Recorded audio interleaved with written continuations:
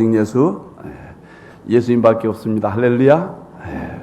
감사합니다. 예수님이 있어서 얼마나 행복합니까? 인물설교 아담부터 요한까지 약 200여 명의 인물설교 전 성경을 한번 상고해 봅니다. 야곱의 12아들, 오늘은 5번째 단입니다. 단에 대해서 설교합니다. 단, 야곱의 5번째 아들이에요. 야곱이 부인이 넷이라고 그랬죠. 레아가 있었고 라헬이 있었고 비라, 실바 있었죠. 라헬, 두 번째 부인 라헬의 몸종인 비라입니다. 비라를 또 야곱이 부인으로 맞이했어요. 비라에게서 태어난 아들이 단이에요. 이 단은 참 불행한 사람입니다. 불행한 사람. 참 세상에 나지 아니었으면 어땠을까 이런 생각을 해볼 때도 있습니다. 12아들을 야곱이 전부 축복을 하는데 단에 대해서는 저주성이죠. 전부. 좀 축복의 인물이 있었으면 좋겠다 싶지만 또 순서대로 이 단에 대한 하나님의 심판에 대한 내용입니다. 계시록 7장 5절에서 8절 보면은 12지파가 다시 회복을 됐는데 단지파는 빠져요. 그래서 아마도 주석가들은 적그리스도 지파 또는 마귀 지파 뭐 이런 의미로 해석을 달기도 합니다. 왜 단지파가 불행한가? 단의 성격이 어땠는가? 단의 삶이 어땠는가? 그리고 단지파의 대대로 그들의 삶이 어땠는가? 첫째, 그의 백성을 심판했다 했습니다. 16절에 단은 이스라엘의 한 지파같이 그의 백성을 심판하리라다. 무슨 말인가요? 심판, 이 원문 뜻은 이 재판관 그런 뜻이에요. 다시 말하면 이 재판관 역할을 했다고 말해요. 이 말은 남을 판단했다, 남을 비판했다, 자기 중심에서 모든 것을 부정적으로 보았다, 그런 원문의 뜻을 가지고 있어요. 제가 서두에 말씀을 드렸죠. 참 설교하기 참 싫은 인물이에요. 싫은 인물. 이광보 목사를 비롯해서 우리 모두 그런 요소가 다 있어요. 12아들 중에서 어쩌면은 좀 불행하게도 남을 정죄하는 일에 앞장서고 남을 비판하는 일에 앞장서고 늘 재판관 역할을 했다고 말이에요. 그의 후손 가운데 큰 인물이 하나 나왔어요. 누구냐면 삼손입니다. 힘을 쓴 삼손 알죠? 여러분들. 결국 삼손도 처음에는 하나님의 말씀에 순종했지만 나스린 삶을 살았지만은 결국은 저 이방 블레셋 여인에게 마음을 빼앗기고 하나님의 영광을 이제 저버린 모처럼 한번 인물 나왔거든요. 단지파에서. 재판관의 그러한 삶이 얼마나 불행한가를 보여줍니다. 예수님이 산상법원 처음에 가르치면서 7장 1절에서 5절 보면은 예수님이 비판을 받지 아니하거든 비판하지 말라. 너희가 남을 비판하지 말라. 그러면서 주님이 하신 말씀이 어찌하여 형제의 눈 속에 있는 티는 보면서 자기의 들보는 보지 못하느냐. 들보는 보지 못하느냐. 들보가 원문이 통나무란 뜻이에요. 다른 사람의 허물은 티끌만큼 적은 것도 크게 보면서 어찌하여 다른 사람의 허물을 확대경으로 보면서 자기에게 있는 통나무 같은 이 들보는 보지 못하냐. 우리 주님 말씀을 보면요, 제가 목사가 되어서 너무너무 감사하고 행복한 것은 어쩌면 주님의 말씀이 이토록 진리고 이토록 정확하고 도대체 이런 진리가 또 있을까? 우리가 그러잖아요, 여러분들. 남의 허물은 크게 보고 자신의 허물은 거의 못 보잖아요. 제가 이 설교를 쓰면서 주여, 제 자신입니다. 제가 오늘 단집합니다. 정말 어제부터 오늘까지 회개하는 마음으로. 아침에 이 설교를 하려고 보니까 제일 걸린 사람이 제 자신이에요. 저는 많은 복음적인 어떤 난제와 싸우면서 어떤 개인을 내가 비판한 적은 없습니다. 복음에 대한 내용은 강렬하게 내가 비판하고 하지만 사람은 좀 비판해 보려고 몸부림쳤습니다. 그러나 왠지 우리의 속성은 왠지 재판관 노릇을 우리가 한다고 말해요. 하지 마라. 그런 삶을 살지 마라.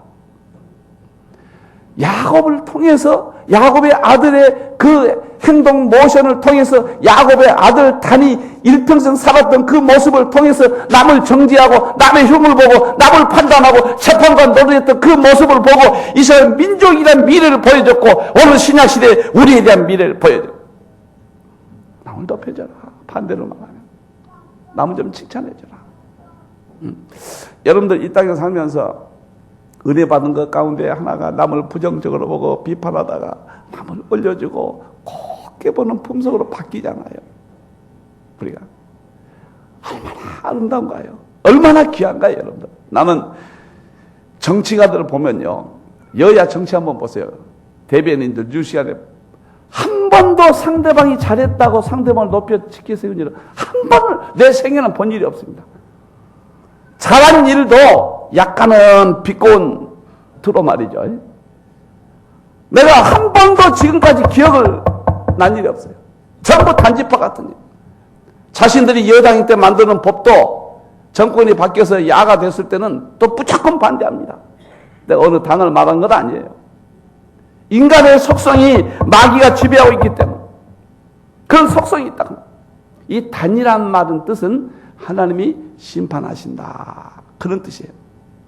그러니까 남을 정죄하고 남을 판단하고 남을 재판관하는 그런 사람은 하나님이 판단하시고 하나님이 심판하신다. 마태복음 24장 48절을 보면 마지막 때는 악한 종들이 나와서 동물을 때린다고 그랬잖아. 뭐 2단이니 3단이니. 사랑하는 성도 여러분, 남을 올려요. 부인도 올려줘 보세요. 부인도 높여줘 보세요. 그건 신앙이에요, 신앙. 물론 특별히 가르치고 지도하는 일에 있어서는 다소 책망이 필요하지만은 한번 올려줘 보세요. 하나님의 사람들은 하나님의 형상을 닮았다고 우리가 인정하잖아요. 하나님의 백성들이, 하나님의 자녀들이 높여줘 보자 말이죠. 단체로 재판관이 되지 말자 말. 사랑하는 성도 여러분, 부부간에도 서로 높여줘 보세요. 오늘 가셔서 때로는 우리가 시험이 들 때도 있고 때로는 그럴 때도 있지만 당신 정말로 훌륭합니다. 제 아내도 찬양 선곡 잘하는 날은 내가 참 잘했다고 항상 칭찬해 주거든요. 그러면 입이 그냥 입이 이만큼 그냥 너무너무 그냥 그래. 그러나 조금이라도 좀 낮추는 말 해보세요. 그때는 사람이 누구든지 달라져요, 여러분들. 오늘 단은 심판자의 역할을 했다. 자기 아들이지만은 하나님께서는 아버지를 통해서 오늘 이런 저주를 내는 것을 봐야 됩니다. 우리의 삶 속에서 높이고 늘 칭찬해주고 이러한 삶을 살기를 주님의 이름으로 축원합니다. 두 번째, 단에 대한 문제, 뱀과 독사였다. 17절에 단은 길섭의 뱀이요, 길가에 있잖아요. 길가에 있다가 갑자기 달라드는 뱀이요, 새길의 독사가 새길에 있다가 아마 팔레스타인 지형의 특징이거든요. 독사로다. 말굽을 물어서 그 탄자를 뒤로 떨어지겠더라. 자, 뱀과 독사는 무엇을 말하는가? 이것은 마귀 사탄, 하나님을 대적하는 일, 그러한 지파의 미래를 예언하고 있습니다. 계시록 12장 9절을 보면은 옛뱀 마귀라고도 하고 뱀을 사탄이라고도 하며 온 천하를 깨는 자라. 그가 땅으로 쫓기니 그의 사자들도 그와 함께 내 쫓겠다고 했잖아. 여러분, 단이 왜 불행한가? 마귀 사탄의 삶을 살았다고 말. 하나님을 대적하는 삶을 살았다는 거예요. 이 단지파는 40년 동안 광야를 진행을 하는데 항상 맨 끝에 갑니다. 맨 끝에 간다는 것은 무엇을 말한가요? 다시 말하면 늘 지도자 모세로부터 멀리 떨어져 있는 거예요.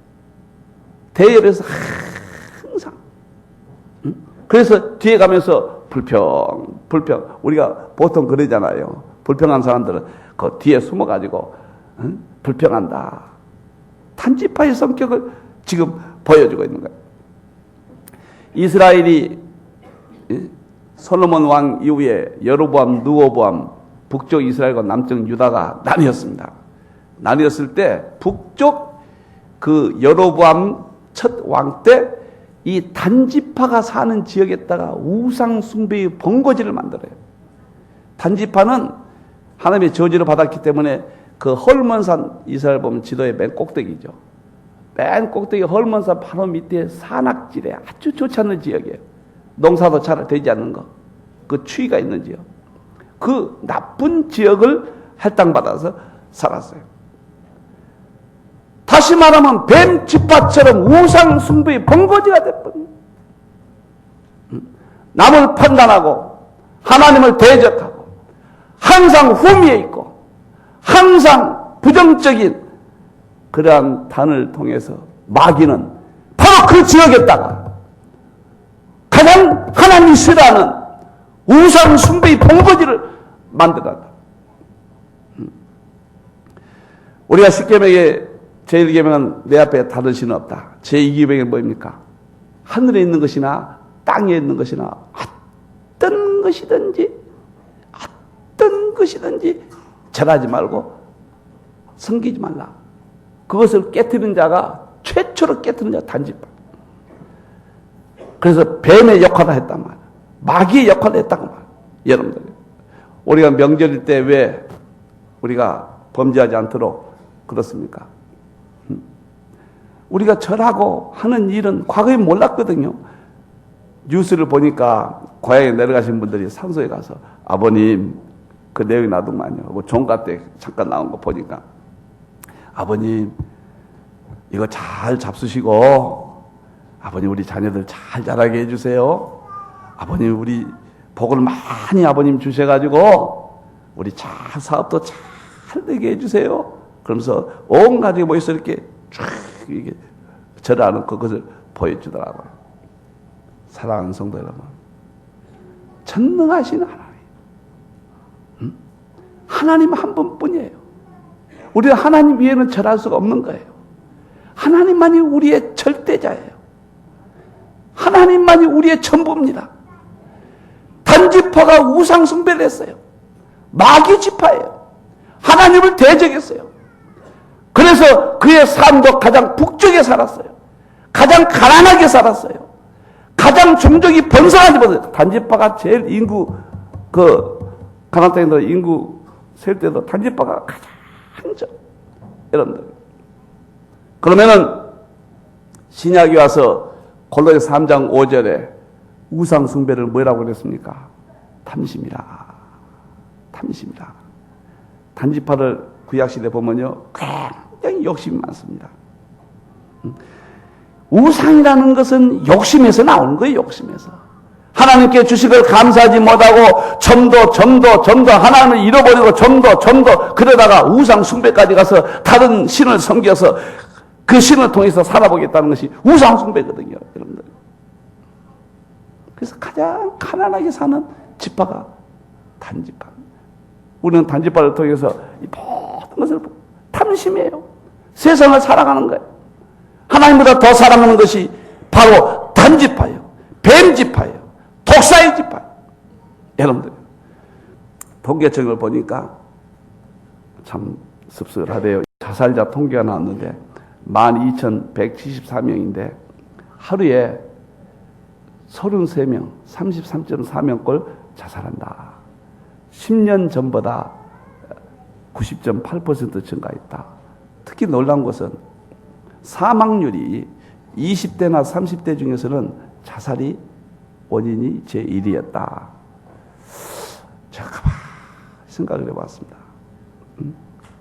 지금 초등학교, 중학교, 고등학교를 거쳐서 제가 ADHD 이야기했잖아요. 주의력 결핍 행동 과다 장애. 그러한 영향들이 ADHD의 결과 그 질병이 우울증으로 나타납니다. 최종적인 것. 오늘날 교육 현장이죠, 아이들. 그것이 마지막에는 우울증으로 나타나요. 그래서 사회에 나가서는 이제 돈도 보고 욕심을 내고 좀 잘 살아보고 싶고 말이죠. 경쟁력에서 뛰어나고 싶고 사회 현장에서 볼 때 좌절감이 오거든요. 그래서 결국은 20대, 30대 자살한다. 20대, 30대 사망률 제1위가 된다. 사랑하는 성도 여러분, 하나님을 반대하는, 하나님을 떠나는, 하나님보다 더 사랑하는 어떠한 일이 있어도 우리 하나님, 전능하신 그 하나님, 그 하나님을 섬길 때 거기에 길이, 거기에 인생의 모든 것이 다 있는 것입니다. 오늘 단지파처럼 마귀, 사탄, 뱀 이러한 삶 속에서 조금이라도 하나님을 잃어버리지 않도록 오직 예수, 오직 하나님의 삶을 살기를 축원합니다. 마지막입니다. 단지파. 오늘 축복 좀 많이 했으면 좋은데 아무리 봐도 축복이 없어요. 내용 가운데. 야곱이 주의 구원을 기다린다 했습니다. 야곱이 세 번째 기도를 합니다. 단을 위해서. 주의 구원을 기다린다. 여러분 한번 생각해 보세요. 자녀에게 저주를 할 때 그 부모의 심정을 한번 생각을 해 보세요. 그러니까 야곱이 끝에 자기 단의 아들을 위해서 주여 하나님이여 구원해 주소서. 구원에 대한 이야기입니다. 주여 구원해 주소서. 결국은 아버지의 기도대로 되지 아니하고 단지파는 이스라엘에서 가장 처참한 비참한 지파가 됐고 계시록 7장에서는 다시 회복되지 아니하는, 영적으로 볼 때 단지파는 구원에서 제외되는, 회복이 안 되는, 그렇게 끝나버리고 맙니다. 여기서 구원해 주소서. 이 본문을 신학자들은 여러 가지로 이야기를 하는데 칼빈 같은 분은 이것은 예수 그리스도를 통한 구원, 그 후손들에 대한 구원, 이렇게 해석을 했습니다. 오늘 여기서 구원을 해 주소서, 이 뜻은 히브리 말로 예수와 이 단어를 쓰는데, 이 단어는 신약이 와서 예수 그리스도를 통한 구원으로 연결됩니다. 그러니까 야곱이 지금 자기 딸을 구원해달라고 하는 이 기도문은 먼 미래 그리스도를 통한 구원의 예표로 이렇게 연결이 돼요. 이것이 구약의 예언서에는 이게 한 100번 나와요. 예수화라는 단어가.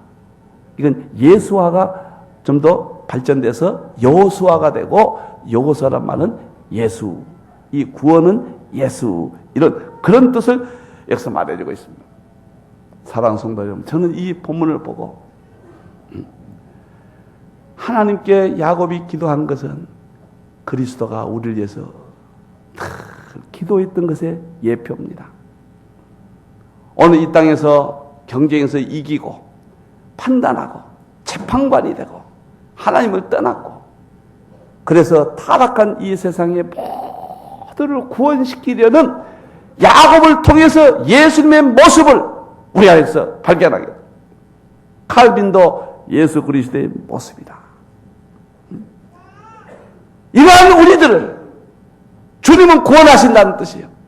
예수 앞에 오면은 누구든지 우리가 이러한 삶을 살았다 할지라도 예수님이 우리를 구원해 주실 것을 예표적으로 야곱 속에 숨겨놓았다. 너무 기뻤습니다. 예수님밖에 없어요, 여러분. 할렐루야. 사도행 4장 12절, 예수라는 이름에는 구원받을 만한 이름이 없다. 예수. 저는 지금도 감사한 것은 우리가 84년도 개최하고 지금도 감사한 것은 84년도 12월 달인지 줬는지 찬양 예배를 드리고 제가 힘이 없어서 굉장히 힘들어서 이렇게 내려오는데 제 마음속에 마태복음 17장 8절 오직 예수, 이 단어가 가슴을 팍 쳤다. 오직 예수, 오직 예수. 그러면서 저는 이렇게 영감을 받을 때는요, 뭐 크게 복잡하게 요란하게 받지 않습니다. 제 가슴에 오직 예수. 응? 그렇다. 예수님밖에 없다. 오직 예수 한번, 오직 예수, 오직 예수. 그때 하나님이 그 생각을 제게 주시지 아니했다면은 제가 오직 예수를 외쳤을까? 제가 전하는 이 복음이 여기까지 왔을까? 그렇다. 그리고는 그때부터 오직 예수 한번 강조해보자. 처음에는 정말로 조그마한 동기였어요.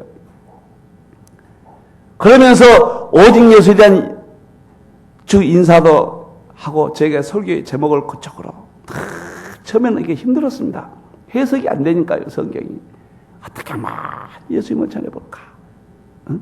그러다가 제 마음속에 점점 하나님 앞에 갔을 때 예수님을 가장 많이 전하는 목사가 되자. 지금도 감사한 것은 길가에 가다 보면 여러분들이 오직 예수라고 써 있는 데 있어요. 거기는 거의 저희 흰돌에 다녀가신 분들이 대부분이에요. 한국교회 오직 예수는 전했다.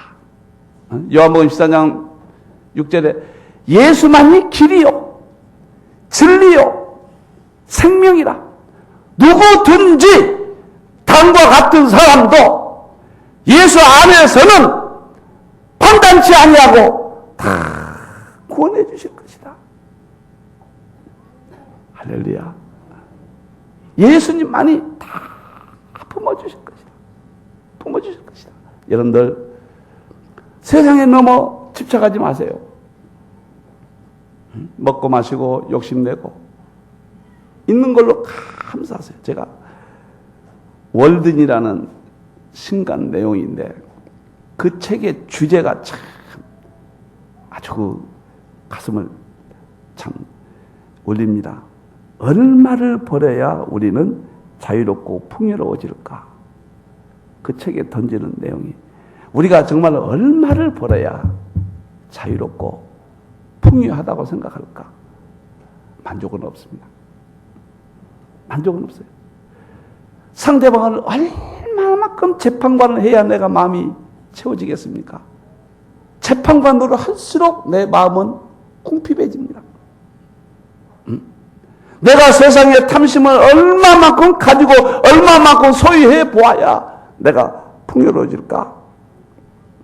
이 사람이 이 책에서 자기의 삶을 다 버리고 산속으로 들어갑니다. 제가 오늘 요즘 산을 좋아하다 보니까 이런 쪽 책들은 굉장히 관심 있게 봅니다. 그러면서 자기가 다 포기하고 떠나면서 하는 말이 경제적으로 넉넉하다는 것은 끝이 없는 개념이다. 나는 값비싼 양탄자나 고급 가구를 얻는 일에 시간을 소비하고 싶지 않다. 그리고 도시 생활을 포기하고 숲속으로 이 사람이 들어갔습니다. 오늘 단을 통해서 우리가 무엇을 말씀을 우리 마음에 담겠습니까? 절대 비판하지 맙시다. 오늘부터 상대방을 높여주고 직장에서도 성공한 사람들은 자꾸 높여준 사람들이에요. 자꾸 부부간에도 성공한 부부들은 서로 자꾸 높여줘요. 형제간에도 보면은 동생이나 형들을 자꾸 높여준 사람들이 중심이 되는 거예요. 역사는 그들이 주인공입니다.